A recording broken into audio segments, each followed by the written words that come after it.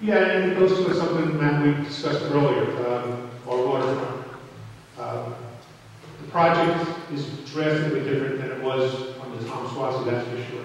And I want to ask the mayor if the present, if he really and truly can embrace the present proposal, as it appears to have done, and accept it, and tell us that he wants that project to get the go-ahead, that he's convinced that that project is going to support our ferry, and that project is going to be a plus to the city. That land is 52, maybe 56 acres if they include the wetlands, I'm not sure, 52, 56. That property has not paid taxes for over 20 years. There used to be 1,000 people down there working, throwing radioactive material into our creek, into our land, arsenic, polluting, making it unusable. The city of Montclair dumped arsenic. That's why the city can't own the land today, the agencies own it. The waterfront project, originally the creek plan was to build a hotel down there and have all this open land. That, I'm sure it's very desirable. We have more open land in Montclair per capita than any place in Nassau County between Wellwood and Garvey's and all our parks. We have a lot of open land. Doesn't mean we can't have more. Love that. But the thing is, we need tax revenue. The federal government spent $100 million down here. The redevelopment's probably put another 15 to 16 in. This has to come back on the tax rolls. The idea is to bring it into a mixed use. A mixed use being living, residential, open space, access to the waterfront, and it will generate tax revenue in a positive way. Now, the rental ownership mix, those are parameters. Over 17 years, the rentals were always the first ones to be built.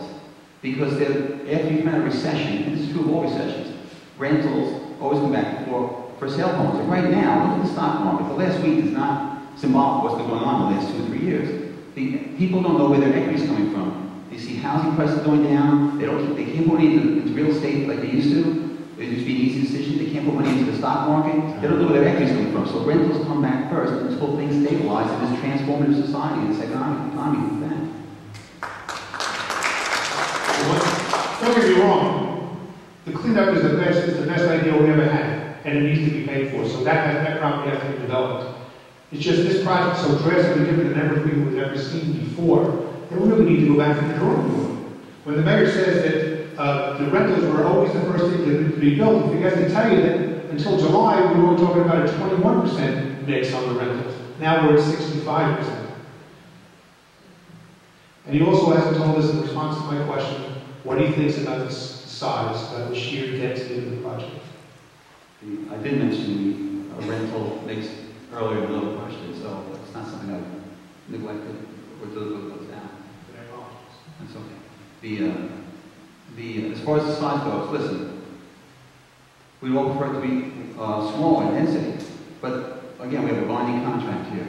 These people have to invest in the cleanup alone. This is a $1 billion investment. The cleanup alone, the continued cleanup, forget the $100 million the federal government, the cleanup alone is probably an additional $200 million.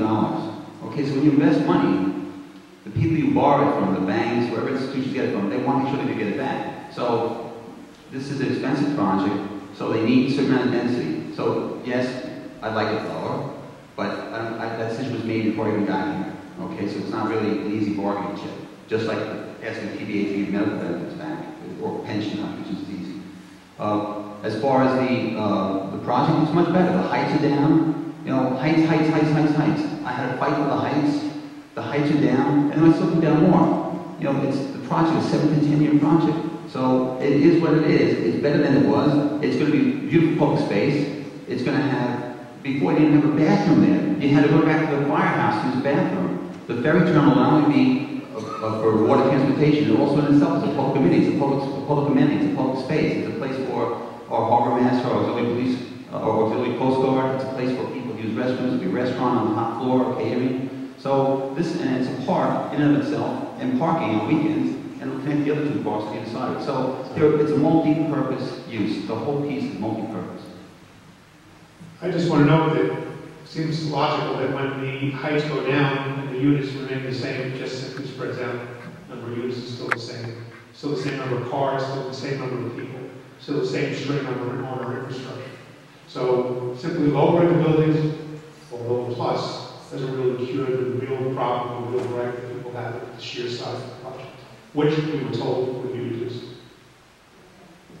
You were never told that, and the article was to say that. Mr. Meli, it doesn't.